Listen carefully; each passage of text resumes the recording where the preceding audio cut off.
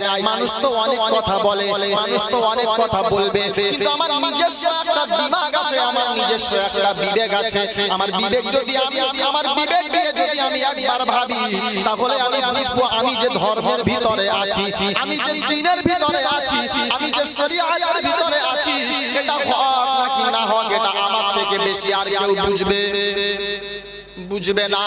এজন্য আল্লাহ পাক নবী বলেন, বিশ্ব সাহাবারা তোমরা শুনে নাও, আল-ইয়াউমা আকমালতু লাকুম দীনাকুম ওয়া আতমামতু আলাইকুম নি'মাতি ওয়া রাদিতু লাকুমুল ইসলাম দীনা।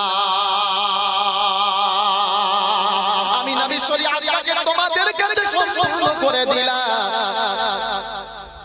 আমার নবী দুনিয়ায় মনে হয় কিছু জানতেন না, আপনাদের কি মনে হয়? এই বাপজি এদিকে তাকা, এই আল্লাহওয়ালা ভাই এদিকে তাকা, আমার কথার জবাব দেন। আমার নবী জানতেন না শরীয়ত বুঝতেন না? নবী কি আমাদের থেকে আরো বেশি মানে নিচু পর্যায়ের ছিল নাকি? নবী এত জ্ঞানী ছিল, আমার নবীর থেকে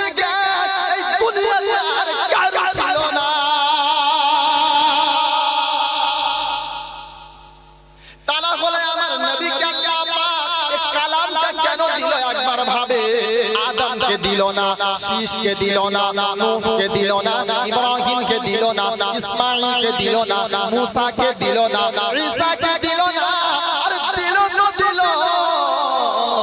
মুহাম্মাদুর রাসূলুল্লাহ সাল্লাল্লাহু আলাইহি ওয়াসাল্লামের কাছে এমন একটা কালাম দিল, এমন একটা কিতাব দিল, যে কিতাবটা আসমানকে দিল, আসমান রাখতে চাইল না।